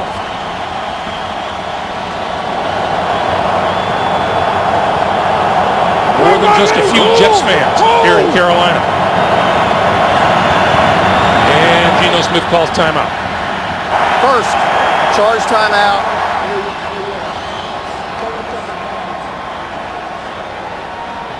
So either the Jets weren't lined up quite right or Geno wanted to take a break. They'll talk about it on the sideline while we remind you next Sunday the NFL on CBS doubles down the playoff drive. Peyton Manning and the Denver Broncos up against Andre Johnson and the Houston Texans. And then it's Brady against Flacco. Or the Steelers taking on the Packers. Check your local listings. It all begins with JB, Dan, Coach, Shannon, and Boomer on the NFL Today, presented by Southwest Airlines. Well, here comes the Jets with wholesale substitutions. Geno Smith comes back out onto the field with 4 new members of the offensive unit. So whatever look they gave the Panthers last time is not the look they're getting here. See the Jets 0 for 5 on third down conversions today. Smith trying to take off with it and can't get away.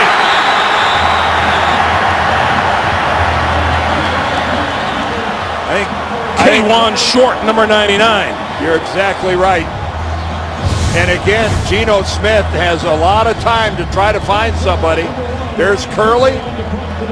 Smith deemed that he wasn't open enough to risk a throw. Nelson working the outside, but by that time, Geno Smith is on the move, and he thought he was going to be able to run for it until Short grabbed his jersey.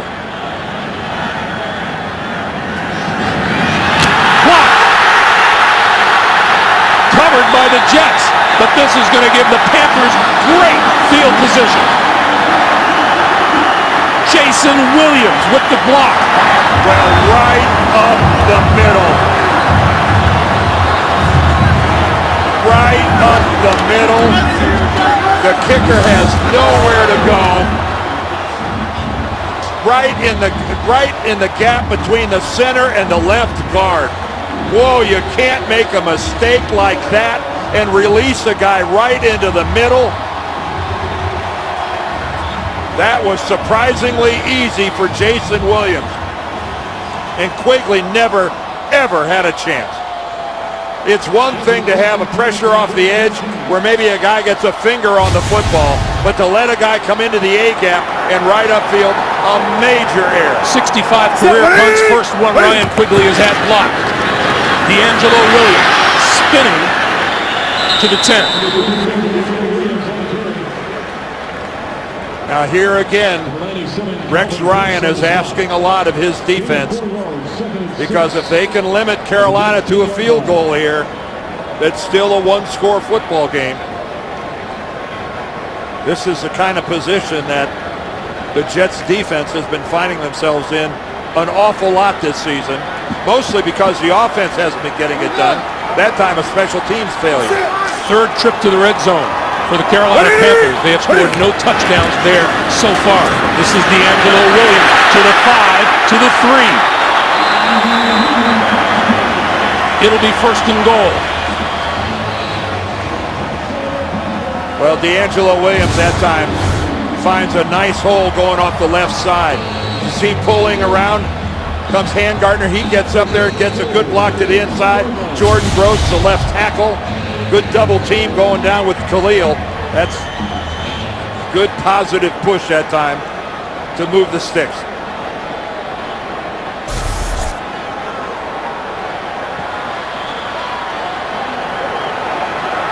Carolina with 4 shots now at the end zone from the 3, and Newton calls timeout.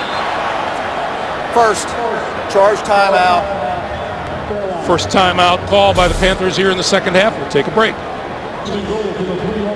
Dan, you and I have been speculating as to the Panthers' best way to the end zone here, and both D'Angelo Williams and Mike Tolbert have been running the ball really well so far tonight. D'Angelo Williams has really, I thought, run with attitude.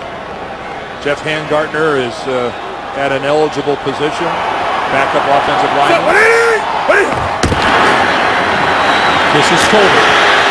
Tolbert. Touchdown.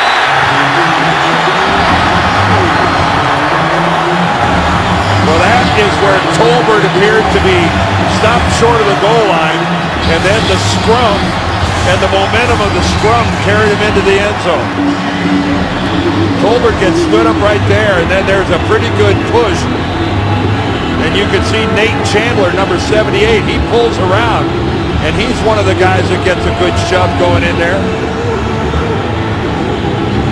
And Ryan Khalil, the center, and they get a good surge going because David Harris got in there and initially stood Tolbert up, but he just couldn't keep him out. And my guess is we get a break here while they review this. Well, McCauley is still reviewing under the hood. Well, it's so close, Greg. It's just a question. Can he get a good look at exactly when Tolbert's knee touches down in relationship to where the football is and the goal line? Keep in mind, this was called a touchdown. You can't see exactly where his knee touches, nor can you see exactly where the football. This will be interesting if he has enough to overturn. After review, the runner's knee is down with the ball just short of the goal line. It'll be second down. So he did see enough to overturn the call. And again, it's just one guy's opinion. And, you know, you can see that that's razor close. You have to surmise. Now, you can piece these different replays together and draw your conclusion. And Terry McCauley felt that he saw enough 63 eligible. to spot it at about the 6-inch line. So second and goal from very close. And Tolbert in the backfield behind Newton. Joined now by Richie Brockley. Tolbert walks into the end zone. Well, they won't need to review that.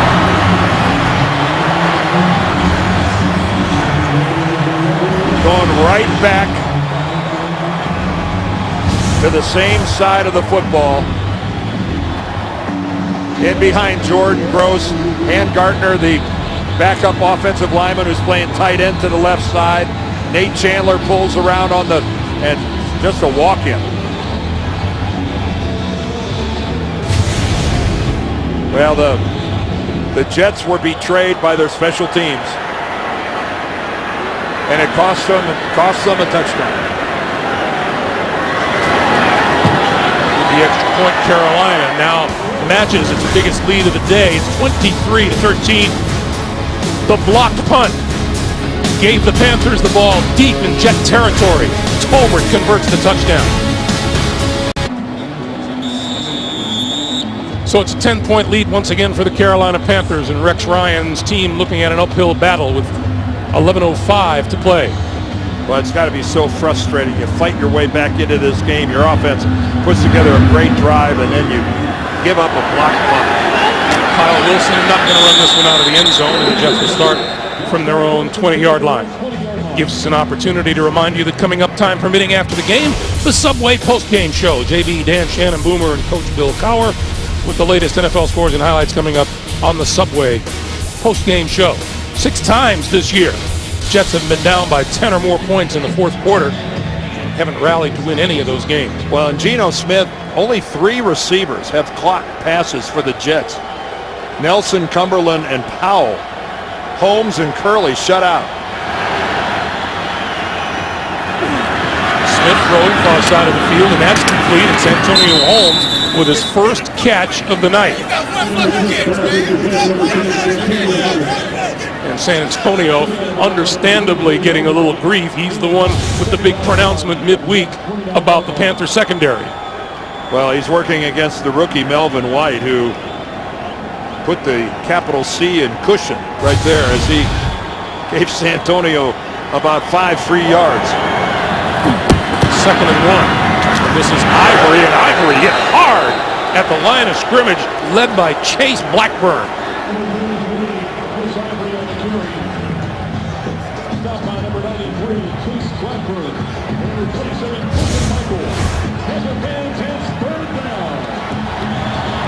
That was a big-time collision. Now that's the kind of hit that makes an old linebacker like Ron Rivera proud, huh? Geno Smith carrying for the first down. We were talking with Luke Kuechly, and how nice it must be for him to be coached by a man who used to be not just a linebacker, but a pretty good one. Well, and he goes, you know, Ron Rivera out on the practice field. Almost daily he works with me and gives me advice and tips, and you're darn right. I can't imagine a better scenario for a young linebacker to play for a guy who has the history Rivera does. Smith setting up a little screen. That's going nowhere.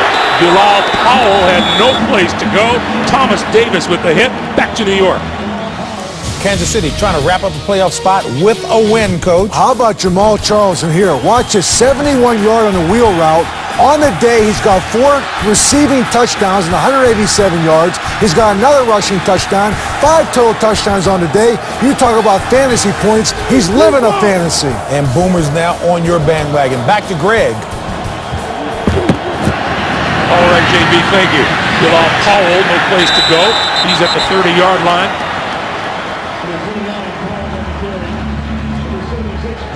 And this Jet offense showing signs of stalling here, now looking at a 3rd and 11. And it's a fired-up Panther defense.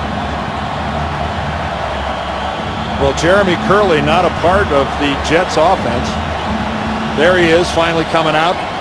And again, he's just not been, he does not have a reception yet today. And he's really been Geno's go-to guy when he's been healthy. 3rd and 11. Smith over the middle, throwing into traffic, intercepted by Munnerlyn. Munnerlyn, 30, 20, 10, touchdown, Carolina. Munnerlyn's 2nd interception of the season, his 2nd pick return for a touchdown. Well, Geno tried to force the ball into double coverage. And again, he's looking him in all the way. And Santonio Holmes is fronted by 2 defenders. Touchdown counts after the play. Unsportsmanlike conduct on the intercepting player, intercepting team. 15-yard penalty will be assessed on the kickoff. Well, somebody for the Panthers, I don't know if they taunted or what they did for unsportsmanlike conduct. Might have been a little excessive celebration. And I think that is the 5th pick 6. Yes, for it's a 5th career for Captain Munnerlyn. And unfortunately, this season. The 5th for Geno Smith this season. Extra point is good. 8:17 to play in the 4th. It's a 30-13 lead. Captain Munnerlyn with a great play, and then a not-so-smart play in the end zone. Geno Smith looking on. Dan, you and I were just talking about it during the break. This was a tight game not so long ago. It was 16-13 in the Jets. And you and I were even talking about how the Jets had the momentum. And then, bang, the blocked punt. Antonio Cromartie back at the goal line.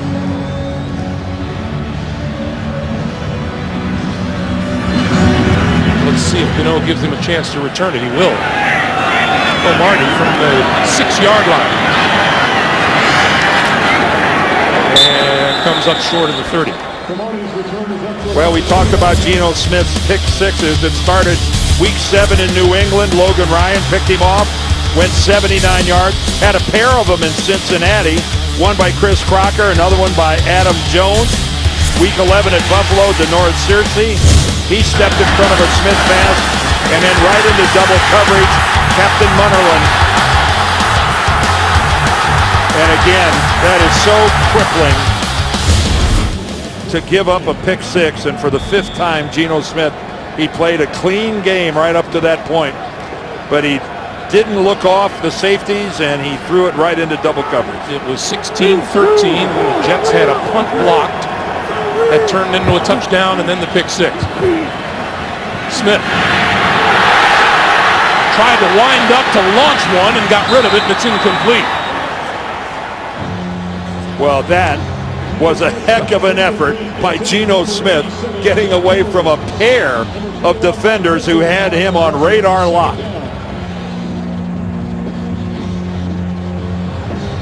That was a heck of an effort by Geno.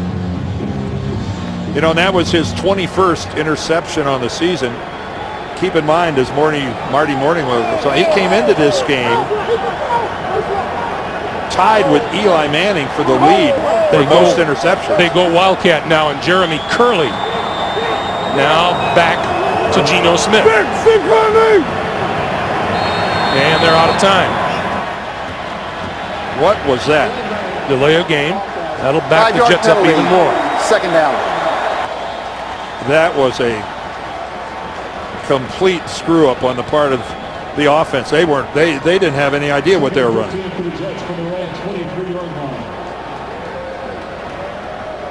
Well, they had a chance to get the snap off before they reverted back to the normal formation. By that time, they were out of time. Those types of scenarios, the pre-snap penalties, the Jets lead the league, and that is so frustrating. Second delay of game for the Jets tonight. Smith on the move, on the run, gets a block, and diving. Looks like he'll be about a yard or two short of a first down.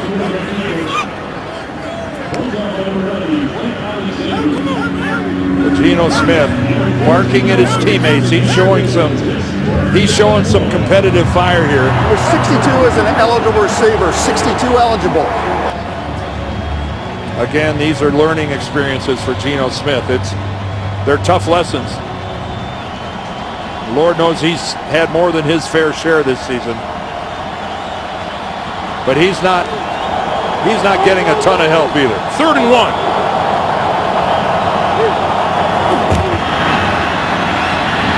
Smith throwing, and that's complete to the 40-yard line to Tommy Bohannon for a first down.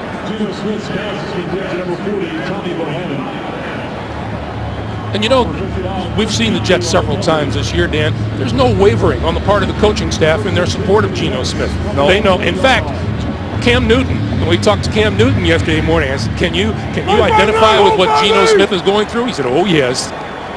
The thing about Cam when he was a rookie, though, he was never careless with the football. Geno Smith under pressure and throws and complete. You know, that's the thing that impressed me about Cam Newton. You know, Geno Smith has more than twice as many interceptions as touchdown passes. Cam Newton always had more touchdowns than interceptions, even in that rookie year. And we have a Panther down on the field at about the 35-yard line.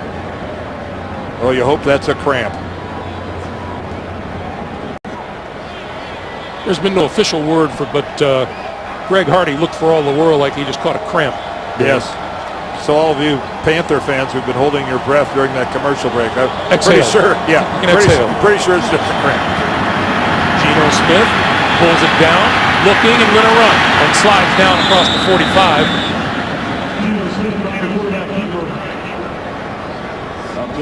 Had a look downfield, but then decided to tuck it and run. And Geno now running the offense from the line of scrimmage, trying to demonstrate a little urgency here.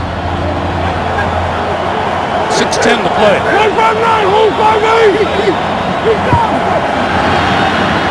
Going to this sideline, and that is complete just across midfield to Holmes.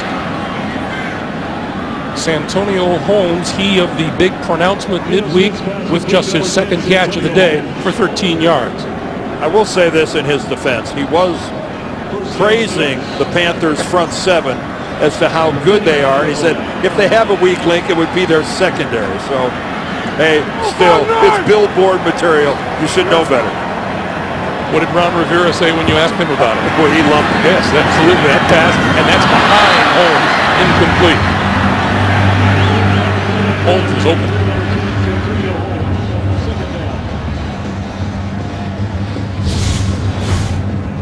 He was very open, and that throw well behind him.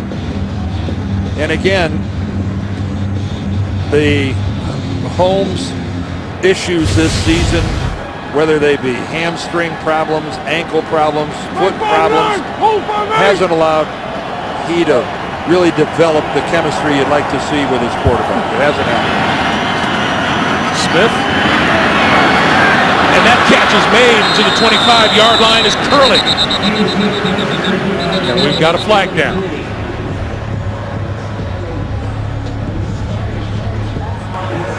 Prior to the pass, illegal use of hands to the face. Defense number 23. Penalties decline. First down. That's the rookie cornerback Melvin White. Melvin White going against Santonio Holmes. Oh, he went for the Adam's apple crush. And Geno Smith this time finally getting Jeremy Curley. And the throw was a little high, but Curley really elevated. Curley at only 5'9", had to use every inch of it to get up there. 25-yard pickup, first down, just inside the 25-yard line. Smith, sideline, complete and out of bounds. Kellen Winslow, first time we've mentioned him today. Well, on back-to-back plays, two guys that have not been involved at all get involved. Kellen Winslow this time just running a simple little out. Drayton Florence giving him all sorts of room.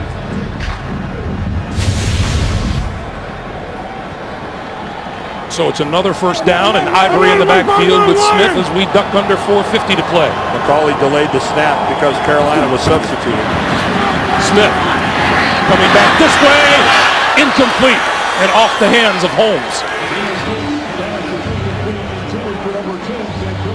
Well, you could see that Geno Smith thought Santonio Holmes was going to come back running a full corner, and it just looked like, I don't know whether Holmes didn't break it as far to the corner, to the back pylon as he was expecting, or if it was just a really errant throw by Geno Smith.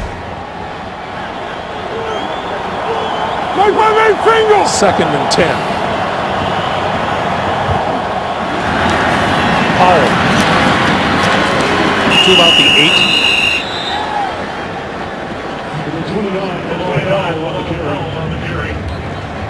Thomas Davis, Luke Kuechly with the stop. How about the Thomas Davis story, man? Well, extraordinary. I don't know how else to say it. A guy that has overcome 3 separate surgeries to his ACL. It's just, to overcome 2 is remarkable. To overcome 3 and playing at a tremendously high level. And to keep his speed, to keep everything, I've never seen it before and probably never will. 3rd and 6.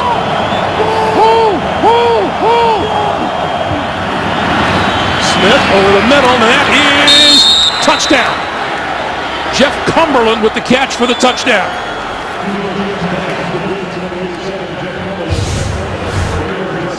Well, Cumberland fakes the block, breaks off, and he's just trailing Curley into the end zone. By the time Kuechly can get over there, it's too late. Cumberland did a really nice job of selling his pass protection responsibility first before he released. That is really hard to cover. So Folk now to try to make it a 10-point game. They definitely go for 1 here. Make it a touchdown and a field goal to tie. And it is good. 3:50 to play here in the 4th quarter. Well, let's go back and look at some of the key plays. Carolina went for it on 4th down. A good job by the Jets. They came back. Sheldon Richardson, the defensive tackle, with a touchdown. And here's where the game turned on that blocked punt. And then Geno Smith, his lone turnover of the day, the Captain Munnerlyn, who runs it back for a touchdown. This was a 16-13 ball game when Carolina blocked the Jets' punt. That led to a touchdown, and the dam broke. But still, almost 4 minutes left. There's a lot of time left in this game by NFL standards. And if anybody for the Panthers thinks that the register has already rung and this baby's been deposited, you would be making a mistake. Ted Ginn, the only one back at the 15-yard line. The rest of the Panthers playing this for an onside kick. You know, this is one of those awkward. Personally, I'd kick it away. Well, that's not going to happen. It's laying flat. Well, he could still squib it downfield. But no, they're going to try the onside kick. It never went 10 yards and covered by Carolina's Greg Olsen.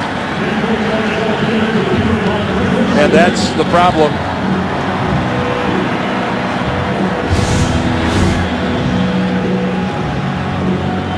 You got to start off with the premise that the ball has to go 10 yards, and I'm not sure that would have ever made it 10 yards. You know, the thing about these onside kicks, you know they're practiced on a regular basis, and yet so often when you come to the game, it looks like they haven't been practiced at all. Yeah. Well, you know, let's face it, the odds are against you. The odds favor the receiving team. And now this is what happens when it doesn't work. Look at the field position of the Panthers. The Panthers start now at the Jet 43. That's Tolbert spinning for yardage to the 40.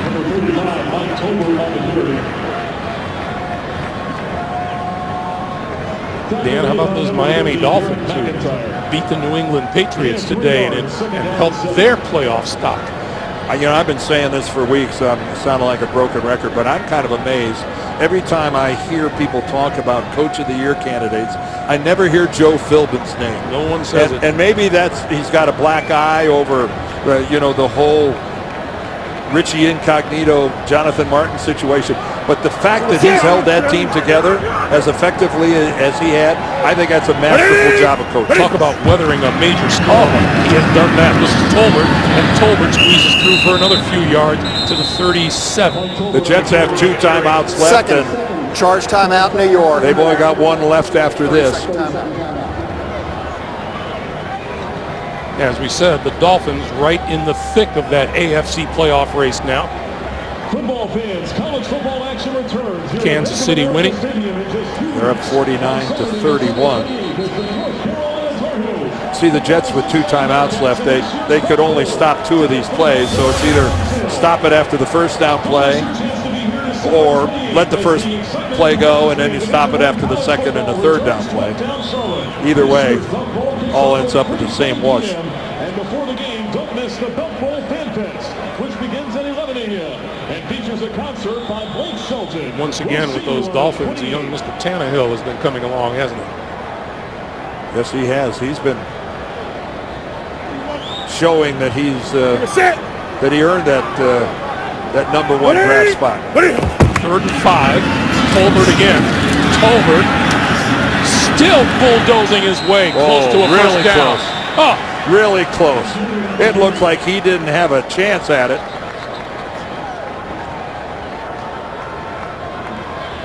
Let's see where they spot this ball.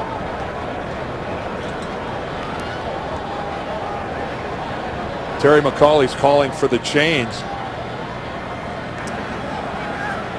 3rd and final charge timeout, New York. Ron Rivera had that look on the sideline like, come on, it's a gimme.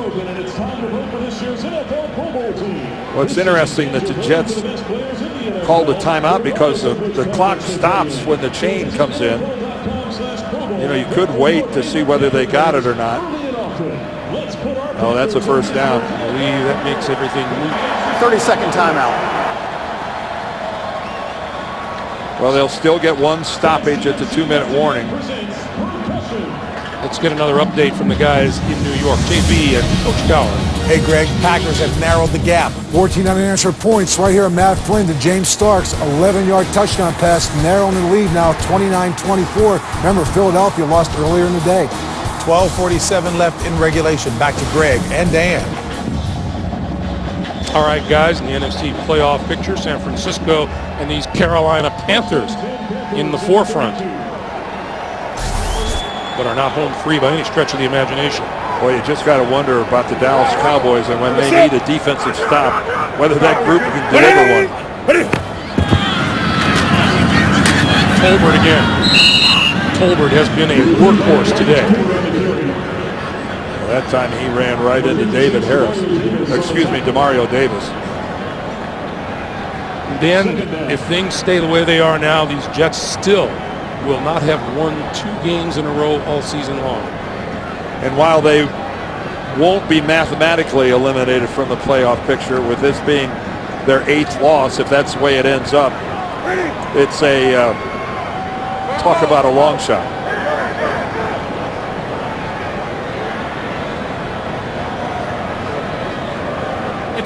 Newton taking time off the clock. This is D'Angelo Williams. And with that, we come up to the 2-minute warning. 2 minutes to play here in Carolina. The Jets pushed. Carolina found a way to push back. You see what's facing the New York Jets. A loss here and a Baltimore win on Monday night at Detroit eliminates the Jets. And for Baltimore, that's no gimme at Detroit. Williams cuts it back. Running room. Inside the 20, inside the 15-yard line. A reminder, tonight on CBS begins with 60 Minutes and a look inside the National Security Agency, followed by the Survivor finale and live reunion show. That's tonight on CBS. Well, D'Angelo Williams puts an exclamation point on what has been a nice day's work by the 30-year-old running back. 81 yards rushing, 87 yards receiving. He's earned a spot in the whirlpool tonight. Good effort.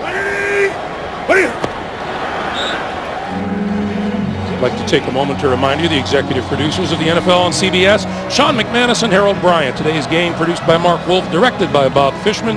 The vice president of remote production of CBS Sports, Steve Karasik. Coordinating producer of the NFL on CBS is Lance Barrow. The vice president of studio production of CBS Sports, Tyler Hale. The NFL Today produced by Drew Kaliski, directed by Bob Mattina. Associate directors of our game today, Ryan Galvin and Brian Sealing. The broadcast associates, Tyler John and David Keating. Our technical manager, Dennis Stone. Technical director, Teresa Rosick. And the audio supervisor, Kevin Little. Stats, courtesy of Andy Lepuznik and Joe Castellano. And our spotter, Mike Buffalo Wings Gluck. And with that, the Carolina Panthers will chalk up their 9th win in their last 10.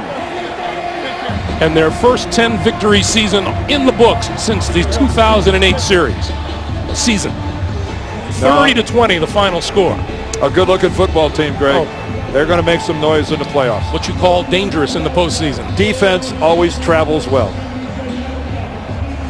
Once again, our final score. Carolina 30 and the Jets 20. Tonight on CBS begins with 60 Minutes, followed by new episodes of The Amazing Race, The Good Wife, and The Mentalist, only CBS.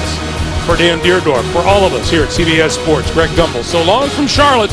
You've been watching the NFL on CBS.